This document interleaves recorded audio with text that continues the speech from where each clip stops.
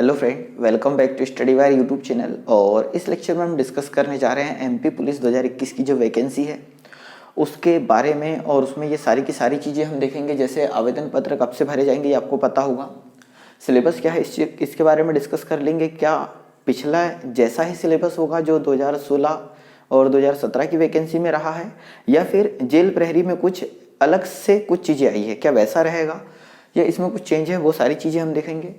साथ में exam pattern देखेंगे। आपने देखा होगा कहीं एक पेपर और कुछ दो पेपर लिखा हुआ, तो इनका फंडा क्या है और ये कितने मार्क्स के होंगे और कैसे इनको सॉल्व किया जाएगा। ठीक है, मतलब क्या क्या चीज़ें इसमें होगी।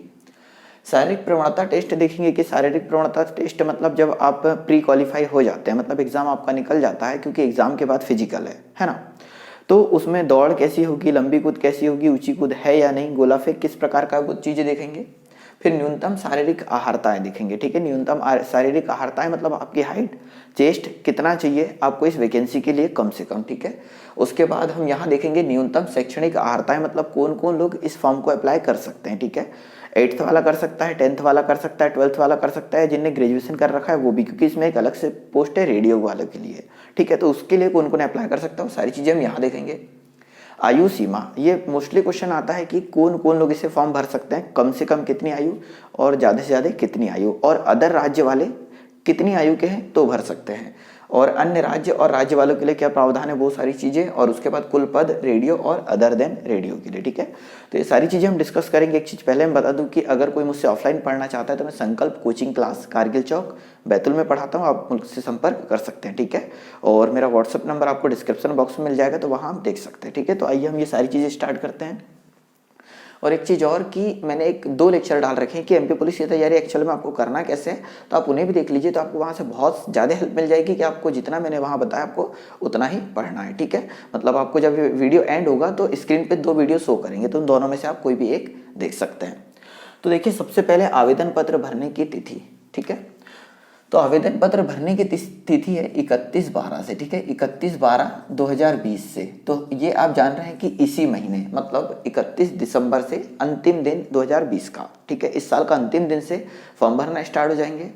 और इसको हम भर कब तक सकते हैं फॉर्म, अंतिम तिथि क्या होगी, तो 14 जनवरी तक होगी। ठीक है, 14/1/2021 तक फॉर्म भर सकते हैं। मतलब टोटल यहाँ 14 दिनों का, 14 से 15 दिनों का हमें समय दिया गया है कि इतने दिनों में हम फॉर्म भर सकते हैं। तो जो लोग भी फॉर्म भरने वाले तो कोशिश करिएगा कि 1 से 2 दिन, मतलब 1, 2, 3 तारीख जल्दी भर दीजिएगा। मोस्टली ऐसा देखा गया है कि अंतिम के दिनों में क्या होता है, सर्वर डाउन हो जाता है, जहां आपको प्रॉब्लम होती है। तो ये हो गई एग्जाम भरने की तिथि। और अगर कुछ करेक्शन करवाना है, आपको कुछ मेंशन करवाना है, तो वो 19 तारीख तक हो जाएगा, 19/1/2021 तक मेंशन हो जाएगा। ठीक है, यहाँ पर ये चीज़ें हो जाएगा। फीस का देखा होगा, फीस 2 प्रकार से यहाँ अप्लाई की गई है। ठीक है, 800 रुपये, 700 रुपये, 500 और 350 रुपये। ठीक है, तो यहाँ हम आ जाते हैं फाइनली सिलेबस पे, क्योंकि सब लोगों का मोस्टली इंतजार रहता है कि सिलेबस क्या है और ये किस प्रकार, क्योंकि वहाँ 3 से 4 चीज़ें लिख रखी है, उनका एक्चुअल में मतलब क्या है। तो हम अगर सिलेबस की बात करें तो स्पेशली सिलेबस 3 पार्ट में आपको दिया हुआ है। ठीक है, 3 पार्ट में दिया हुआ है। तो 1 मिनट में आपको तीनों पार्ट बता दूँ, तीनों पार्ट क्या क्या है और एक्चुअल में इनका मतलब क्या है। ठीक है, तो यहाँ पर आपने देखा होगा सबसे पहले लिखा हुआ है सामान्य ज्ञान और तार्किक ज्ञान। ठीक है, मतलब सामान्य ज्ञान प्लस तार्किक ज्ञान। ठीक है, तार्किक ज्ञान ये टोटल कितने नंबर का आ रहा है, 40 नंबर का। एक्चुअल में इसके अंदर आता क्या है वो चीजें हम देख लेंगे। और सेकंड में बौद्धिक, ठीक है, बौद्धिक क्षमता प्लस मानसिक ज्ञान, मानसिक अभिरुचि, अभिरुचि, और ये है 30 अंक का। इसके अंदर क्या है वो देख लेते हैं। और थर्ड में यहाँ पर विज्ञान और अंक गणित। ठीक है, विज्ञान और अंक गणित, और ये है 30 मार्क्स का। अब ये देखिए कि यहाँ 3 सब्जेक्ट 3 पार्ट में अलग अलग सिलेबस हमें दिया हुआ है। सबसे पहले सामान्य ज्ञान प्लस तार्किक अभिरुचि 40 नंबर की। सेकंड दिया है बौद्धिक ज्ञान और मानसिक अभिरुचि 30 नंबर की, और विज्ञान और अंकगणित है 30 नंबर का। तो टोटल देखेंगे तो टोटल पेपर हमारा कितने नंबर का होने वाला है, 100 नंबर का होने वाला है, जिसको 3 भागों में बांट दिया गया है। तो सबसे पहले मैं यहाँ बता दूं कि यहाँ क्या आने वाला है, फिर उसके बाद हम इधर से इधर देखते हैं कि एक्चुअल में ये है क्या। ठीक है, जिन लोगों को समझ में नहीं आता उनके लिए विज्ञान दिया है। ठीक है, तो विज्ञान दिया है, तो जो विज्ञान है आपको पता है साइंस है, और इसके अंतर्गत 3 सब्जेक्ट आ जाएंगे, एक बायोलॉजी आ जाएगा, एक केमिस्ट्री आ जाएगा और फिजिक्स आ जाएगा। मतलब बायो, केमिस्ट्री और फिजिक्स तीनों आपको पढ़नी है। ठीक है, और कोशिश करना कि जिन लोगों ने MP जेल प्रहरी का एग्जाम दिया होगा या आपके आसपास किसी ने दिया होगा तो उसमें बहुत अच्छे लेवल की आ रही है। ठीक है, तो इसके लिए करना क्या है, या तो आप मेरे लेक्चर देख सकते हैं रेगुलर, मैंने समथिंग 40 लेक्चर पिछले डाल चुके हैं, और आने वाले दिनों में 6 जनवरी से मेरे लेक्चर आना स्टार्ट हो जाएंगे साइंस के वहाँ से। ठीक है, ये 2 जगह से आप करते हैं। और स्पेशली कैसे तैयारी करें वहाँ पर मैंने बताया कि आपको साइंस कहाँ से पढ़ना है, तो आप वहाँ देख सकते हैं। तो साइंस के अंतर्गत 3 सब्जेक्ट आएंगे और ये 10th लेवल तक की देखने को मिलेगी आपको पेपर में। मतलब अगर आप NCERT प्रेफर करते हैं, ठीक है, NCERT अगर 6वीं से लेकर 10वीं तक अगर पढ़ते हैं तो 100% यहाँ से जितने भी क्वेश्चन आएंगे हर एक क्वेश्चन आपसे बनेगा। ठीक है, और साथ में आप में जो क्वेश्चन डालता हूँ उन क्वेश्चनों को लगा सकते हैं। ठीक है, उसके बाद अंक गणित की बात हो रही, तो अंक गणित के अंतर्गत क्या आता है ये चीजें मैं आपको बता दूं। तो अंक गणित के अंतर्गत आता है सबसे पहले सरलीकरण। ठीक है, तो यहाँ पर सरलीकरण नाम सुना होगा आपने, उसके बाद साधारण ब्याज, चक्रवृद्धि ब्याज, अनुपात समानुपात, औसत। ठीक है, फिर देखो ये सारी चीजें आ जाएगी। फिर उसके बाद समय चाल दूरी। तो अंक गणित के अंतर्गत बेसिकली जो आप थ्योरेटिकल सब्जेक्ट पढ़ते हैं ना, जैसे सरलीकरण पढ़ते हैं, ठीक है, अनुपात समानुपात पढ़ते हैं, औसत पढ़ते हैं, फिर उसके बाद मिक्सचर पढ़ते हैं, साधारण ब्याज, चक्रवृद्धि ब्याज, प्रतिशत, लाभ हानि, समय चाल दूरी, तो ये सारी चीजें अंक गणित के अंतर्गत आती है। कुछ लोगों के मन में अगर ऐसा चल रहा होगा कितने सारे चैप्टर है और अंकगणित मात्र अंकगणित और विज्ञान मिलकर 30 नंबर का आने वाला, तो ऐसा कुछ नहीं है। कुछ पेपर में कुछ चीजें आती है, कुछ पेपर में कुछ चीजें आती है, कहने का मतलब डिवाइड हो जाती है। तो विज्ञान और गणित ये वाले पोर्शन में टोटल 3 मार्क्स के होंगे। हो सकता है इसमें 15 क्वेश्चन हो जाए, इसके 15 क्वेश्चन हो जाए, ऐसा भी हो सकता है कि इसके 20 क्वेश्चन हो जाए, इसके 10 क्वेश्चन हो जाए, तो टोटल 30 नंबर का ये होगा। ठीक है, समझ पा रहे हैं। अब चलते हैं यहाँ पर बौद्धिक क्षमता। ठीक है, बौद्धिक क्षमता और मानसिक अभिरुचि। एक्चुअल में ये क्या है, तो यहाँ पर हम इसको बोल सकते हैं, देखिए एक बौद्धिक क्षमता के अंतर्गत भी रीजनिंग आता है और यहाँ पर तार्किक ज्ञान के अंतर्गत भी रीजनिंग आता है। ठीक है, तो ये जो बौद्धिक तार्किक ज्ञान और बौद्धिक क्षमता दोनों के अंतर्गत रीजनिंग आता है। अब रीजनिंग कैसा है, तो आप एक चीज नोटिस करना, अगर आपने 2016 और 2017 का पेपर देखा होगा या फिर आपने MP जेल प्रहरी का पेपर देखा होगा तो वहाँ अलग सी मैथ्स आई है। तो कहने का मतलब कि यहाँ पर जो ये तार्किक ज्ञान है ना, तार्किक ज्ञान के अंतर्गत आपको मैथ्स देखने को मिलेगी। ठीक है, तार्किक ज्ञान के अंतर्गत आपको मैथ्स देखने को मिलेगी, क्योंकि 2016 और 2017 का जो मैंने पेपर एनालाइज करा है तो उसमें कम से कम 40 से 45 नंबर की आपको मैथ्स मिल ही रही है। यहाँ सिलेबस में कुछ भी लिखा हो, परंतु ये तार्किक ज्ञान के अंतर्गत भी ये मैथ्स लेता है, मैथ्स के अंतर्गत भी मैथ्स लेता है, मतलब 40 से 45 मार्क्स की मैथ्स आने वाली है।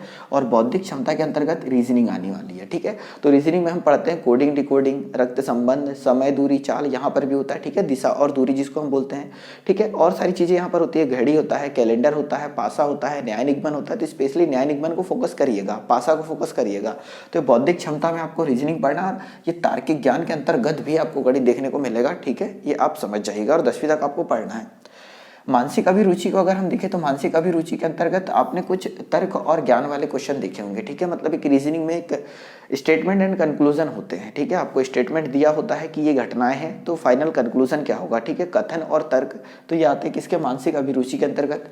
और बात आती है सामान्य ज्ञान की, तो सामान्य ज्ञान के अंतर्गत क्या आता है, तो एक तो MP का GK आ जाता है और एक इंडिया का GK आ जाता है। ठीक है, इंडिया का GK, एक इंडिया का GK आ जाएगा। तो देखो सामान्य ज्ञान के अंतर्गत MP का GK और इंडिया का GK आ जाएगा। तो GK के अंतर्गत सारी चीजें कवर होती है। ठीक है, मतलब यहाँ पॉलिटी कंप्लीट कवर होती है, यहाँ ज्योग्राफी कवर होती है, यहीं पर इकोनॉमिक्स भी कवर होगी, हिस्ट्री भी कवर होगी और स्टैटिक्स भी कवर होगा। ठीक है, और MP भी, मतलब सामान्य ज्ञान के अंतर्गत सारी चीजें आएगी। और सामान्य ज्ञान के लिए हमें कौन सी पुस्तक पढ़ना है, इसका भी मैंने एक लेक्चर डाल रखा है, तो आप उससे भी देख सकते हैं।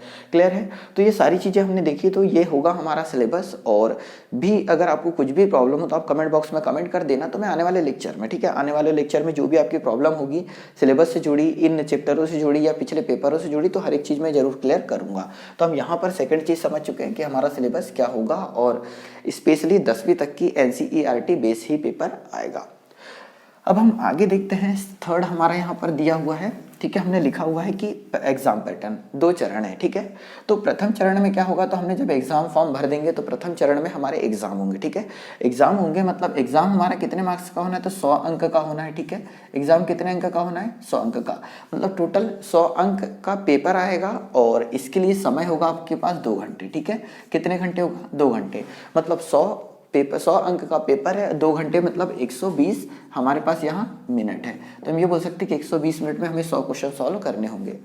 पर प्रथम चरण में 2 पेपर भी है, एक पहला पेपर और एक दूसरा पेपर, आपने ये पढ़ा होगा।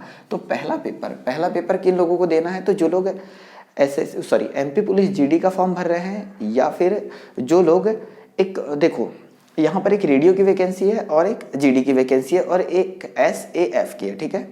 तो ये 2 चीज़ें हैं, स्टाफ फोर्स, ठीक है, स्टाफ प्रोटेक्शन फोर्स की भी है। तो यहाँ पर अगर आप देखोगे तो प्रथम चरण जो नॉर्मली जीडी के लिए फॉर्म भर रहा है या फिर एसएफ के लिए फॉर्म भर रहा है, उन लोगों को सिर्फ और सिर्फ पहला पेपर देना है। और ये सेकंड पेपर सिर्फ और सिर्फ उन लोगों के लिए है जो रेडियो के लिए भी साथ में अप्लाई कर रहे हैं, ठीक है। रेडियो के लिए भी साथ में अप्लाई कर रहे हैं, मतलब आप जीडी का एग्जाम तो देंगे देंगे, ये सभी के लिए कंपलसरी, और सेकंड पेपर सिर्फ वो लोग देंगे जो रेडियो के लिए भी एग्जाम भर रहे हैं, ठीक है। तो यहाँ सेकंड पेपर भी जो होगा ये भी 100 मार्क्स का होगा, 100 अंक का होगा, और ये सभी को नहीं देना है, ये सिर्फ और सिर्फ जो रेडियो के लिए अप्लाई कर रहा है उन लोगों को देना। और कौन अप्लाई कर सकता है हम आगे देखेंगे, ठीक है। और द्वितीय चरण में क्या होगा, तो यहाँ पर आपकी मेरिट लिस्ट बनेगी, ठीक है। ये जो भी अंक आपके यहाँ पेपर के आधार पर आते हैं, तो मेरिट लिस्ट बनेगी कि एक पोस्ट पे 5 गुना लोगों को लिया जाएगा। कितने लोगों को, एक पोस्ट पे 5 गुना लोगों को लिया जाएगा। और यहाँ पर आपकी फिजिकल एबिलिटी देखेंगे, ठीक है, मतलब जो दौड़ भाग फिजिकल जिसको आप बोलते हैं वो द्वितीय चरण में होगा। और द्वितीय चरण के बाद जो मेरिट लिस्ट बनेगी फाइनल, उसमें ये दोनों चीज़ों को देखा जाएगा और उसके बाद आपका फाइनली सिलेक्शन होगा। अब आते हैं हम शारीरिक प्रवीणता टेस्ट में, कि शारीरिक प्रवीणता टेस्ट आप यहाँ पर क्या है, ठीक है। अब देखो कि शारीरिक प्रवीणता टेस्ट में यहाँ पर 2-3 चीज़ें पूछी गई है। सबसे पहले हम यहाँ बात कर लेते हैं कि दौड़ होगी, ठीक है, दौड़ होगी, और यहाँ पर लंबी कूद होगी, लंबी कूद, ठीक है। 1 मिनट में देख लेता हूँ। यहाँ पर देखो दौड़ है, लंबी कूद है और गोला फेंक है। अब ये कौन लोगों के लिए कितनी कितनी है, ठीक है, मतलब गर्ल्स के लिए कितनी है, बॉयज़ के लिए कितनी है, और जो भूतपूर्व सैनिक है उन लोगों के लिए कितनी है, और रेडियो वाले कितनी कितनी है, वो सारी चीज़ें हम देख लेते हैं। तो दौड़ सभी के लिए 800 मीटर है, ठीक है। सभी के लिए कितने मीटर है, तो सभी के लिए 800 मीटर दौड़ है। ये आपको क्लियर हो पा रहा है। अब 800 मीटर दौड़ है तो यहाँ पर सबके लिए आहारताएँ अलग अलग है। मतलब यहाँ पर अगर हम बात करें कि जनरल वालों के लिए, ठीक है, टाइमिंग यही चर्चा कर लेता हूँ मैं।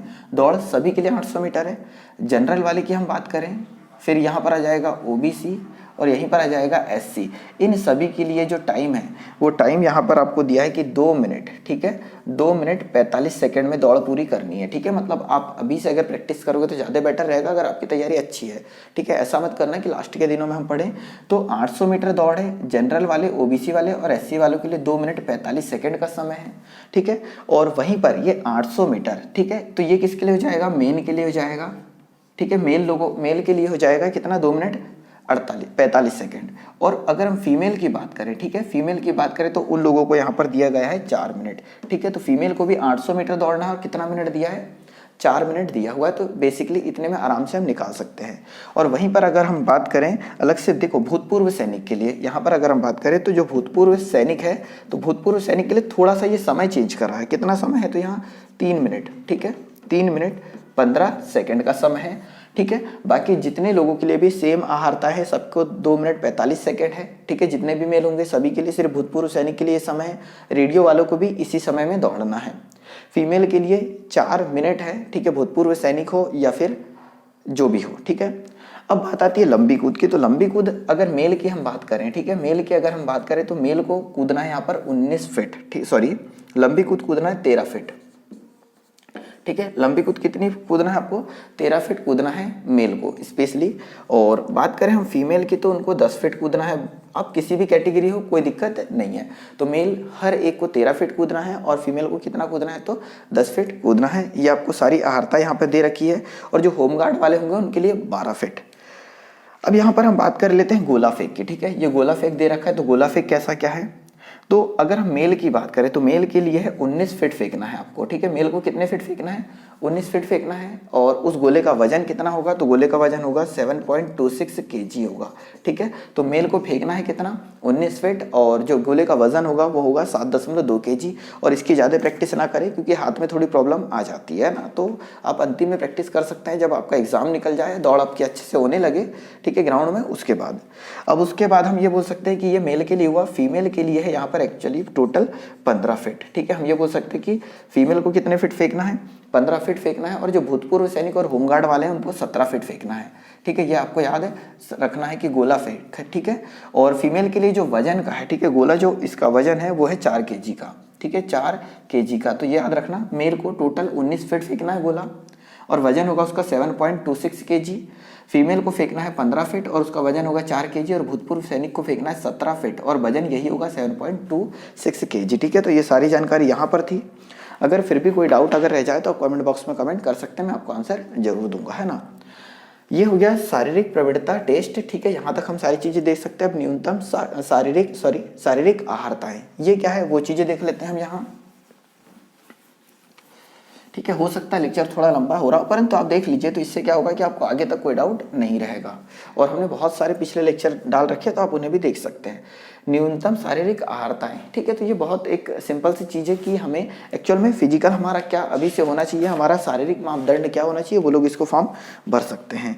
तो यहाँ अगर हम मेल की बात करें, ठीक है, मेल की बात करें तो इनकी जो हाइट होनी चाहिए, ठीक है, जनरल, ओबीसी और एससी, इनकी जो हाइट है 168 सेंटीमीटर होनी चाहिए। ठीक है, जो मेल है उनकी हाइट कितनी होनी चाहिए, तो 168 मीटर होनी चाहिए। ठीक है, ये किसकी हो गई, जनरल की, ओबीसी की और एससी की। और यहीं पर अगर हम एसटी की बात करें, ठीक है, एसटी की बात करें, अनुसूचित जनजाति की, तो इनकी जो हाइट होनी चाहिए, इनकी हाइट होनी चाहिए कम से कम, ठीक है, यहाँ पर आ जाएगा 165 सेंटीमीटर आ जाएगा। ठीक है, ये आपको याद रखना है। ये जनरल, एससी, एससी, ओबीसी हो गया, और स्पेशली जो शारीरिक मापदंड है वो कितना होना चाहिए, तो एससी के लिए 165। उसके बाद हम ये बोल सकते हैं कि यहाँ पर इन लोगों के लिए मेल अगर है, ठीक है, देखो एक मिनट, ये हो जाएगा मेल के लिए पूरा का पूरा। और अगर हम फीमेल की बात करें तो फीमेल के लिए सबके लिए 155 सेंटीमीटर हाइट होनी ही चाहिए। ठीक है, फीमेल के लिए एसटी, एससी, ओबीसी कोई भी हो, आप उसमें कम से कम आपकी हाइट कितनी होनी चाहिए, 155 सेंटीमीटर होनी चाहिए। ठीक है, यहाँ पर यह हो गया। और अगर हम सीना की बात करें, ठीक है, यहाँ पर आपको सीना भी लगेगा, तो जो बॉयज़ है उनको ही सीना यहाँ पर बताना है, मतलब अप्लाई करना है। तो हम ये बोल सकते हैं कि ST, SC, OBC, sorry, general, OBC और एससी, इनका जो सीना होना चाहिए बिना फुलाए 81 सेंटीमीटर होना चाहिए। ठीक है, बिना फुलाए कितना, 81 सेंटीमीटर, और फुलाने के बाद यहाँ पर होना चाहिए 85 सेंटीमीटर। तो आप देख लीजिएगा, और गर्ल्स के लिए लागू नहीं है। तो ये सारी चीज़ें हो जाएगी। और स्पेशली ये एससी वालों के लिए, एक मिनट, जो एसटी वालों के लिए 160 सेंटीमीटर हाइट थी, कितनी, 160 सेंटीमीटर। और इनका जो सीना है एसटी वालों का स्पेशली, ये 76 सेंटीमीटर से है 81 सेंटीमीटर आपको फुलाने के बाद होना चाहिए, मतलब 5 सेंटीमीटर स्पेशली फुलाना है। ठीक है, तो यहाँ पर आप चीज़ें समझे होंगे, और कुछ भी प्रॉब्लम हो तो आप पूछ सकते हैं। अब बात आती है न्यूनतम शैक्षणिक आहारताएं आपकी कितनी होनी चाहिए, मिनिमम क्वालिफिकेशन आपका कितना होना चाहिए कि आप इस फॉर्म को अप्लाई कर सकते हैं। अब ये देखो न्यूनतम शैक्षणिक आहारताएं, तो आप अगर देखोगे तो ये स्पेशली 2 पार्ट में, एक तो जीडी वालों का है और एक रेडियो वालों का है। ठीक है, रेडियो वालों के लिए, तो जीडी वालों के लिए कम से कम 10+2 होना ही चाहिए। ठीक है, 10+2 जनरल वालों के लिए, ओबीसी वालों के लिए और एससी के लिए। ठीक है, तो अगर आप जनरल से बिलोंग करते हैं, ओबीसी से बिलोंग करते हैं या एससी से बिलोंग करते हैं, तो आपका 10+2 मतलब या तो 10वीं होना चाहिए, या फिर हम बोल सकते हैं कि 12th अगर कंप्लीट है तो काम चलेगा। क्लियर हो पा रहा है। परंतु यहीं पर जीडी की जो वैकेंसी है जनरल ड्यूटी की, उन लोगों के जो एसटी है उनके लिए छूट दी गई है। और अगर आप 8th पास भी है तो भी आप फॉर्म अप्लाई कर सकते हैं। अगर आप एसटी से बिलोंग करते हैं और अगर आप 8th पास भी है तो भी आप बिलोंग कर सकते हैं। परंतु आप जनरल, ओबीसी या एससी है तो कम से कम क्वालिफिकेशन या तो 10वीं होना चाहिए तो 12वीं होना चाहिए। बात आती है रेडियो वालों के लिए। ठीक है, क्योंकि रेडियो वाले के लिए शैक्षणिक आहारता अलग है, तो आपका 10+2 होना ही चाहिए, सॉरी 10+2। ठीक है, यहाँ पर देखो कुछ लोगों का 10वीं रहेगा और कुछ लोगों का 12वीं रहेगा, 12th रहेगा। ठीक है, रेडियो वालों के लिए ये तो होना ही चाहिए, 10+2 होना चाहिए, 12th भी होना चाहिए, 10th भी होना चाहिए। मतलब अगर 12th, अगर जिन लोगों का 12th नहीं तो 10th कंपलसरी है। परंतु यहाँ पर जिन लोग सिर्फ अगर ये लगा रहे हैं तो इनको कम से कम ITI होना चाहिए। ठीक है, ITI आपका कंप्लीट होना चाहिए। तो 2, 4, 5 ब्रांच दी है वो आप पढ़ लीजिएगा। ठीक है, अगर ये आपके पास नहीं है तो 3 साल का जो डिप्लोमा होता है, ठीक है, 3 साल का जो डिप्लोमा होता है तो हम ये बोल सकते हैं कि पॉलिटेक्निक होता है, ठीक है। इलेक्ट्रीशियन, कंप्यूटर साइंस, यहाँ पर काफ़ी कुछ चीज़ें दी हुई है तो आप देख लीजिएगा। तो 3 साल का डिप्लोमा होना चाहिए, या फिर अगर आपके पास 4 साल की डिग्री है, ठीक है, टेक्निकल डिग्री जो होती है इंजीनियरिंग, तो इंजीनियरिंग वाले अप्लाई कर सकते हैं इसको, या तो फिर 3 साल का जिसके पास डिप्लोमा है वो अप्लाई कर सकते हैं, जिनकी फीस ज़्यादा लगनी है, 100 रुपये एक्स्ट्रा है ना, जिनको सेकंड पेपर देना उनके लिए है। और रेडियो वाले के लिए ये अहर्ता यहाँ पर दी हुई है, ठीक है। मतलब हम ये बोल सकते हैं कि न्यूनतम शैक्षणिक अहर्ता है।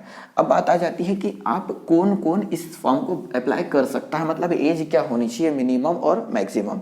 तो आयु की बात कर लेते हैं। तो आयु सबसे पहली कंडीशन की जो एमपी के स्टूडेंट है, ठीक है, जो एमपी के स्टूडेंट है उनकी जो आयु है, सॉरी हम आयु देख रहे हैं तो इनकी आयु 1 अगस्त, ठीक है, 1 अगस्त 2020 तक, ठीक है, 18 से 33 साल के बीच होना चाहिए, बॉयज़ प्लस गर्ल्स सबके लिए, ठीक है। अगर आप एमपी के स्टूडेंट हैं तो आपकी आयु 1 अगस्त 2020 तक 18 से 33 साल की होनी चाहिए।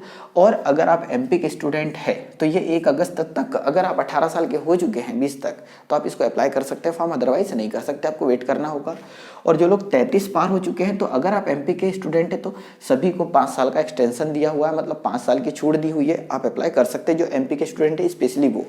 अब बात आ जाती है अन्य राज्य के लिए, ठीक है, अन्य राज्य के लिए। तो अन्य राज्य के लिए सिर्फ और सिर्फ एज 18 से 33 है, इनको आयु में कोई छूट नहीं दी गई है, ठीक है। मतलब जो अन्य राज्य वाले जो अप्लाई कर रहे हैं उनको सिर्फ और सिर्फ 18 से 33 वर्ष तक की आयु वाले अप्लाई कर सकते हैं, आयु में कोई छूट नहीं है। तो यहाँ दोनों चीज़ें आप समझ गए होंगे, परंतु ये 1 अगस्त 2020 तक या तो आपका 18 हो जाना चाहिए या तो लास्ट 33 होना चाहिए। 33 के अगर बाहर है तो आप अप्लाई नहीं कर सकते, परंतु एमपी के स्टूडेंट 5 साल का एक्सटेंशन मिल जाएगा, मतलब 38 ईयर तक फॉर्म अगर आप हैं तो भर सकते हैं।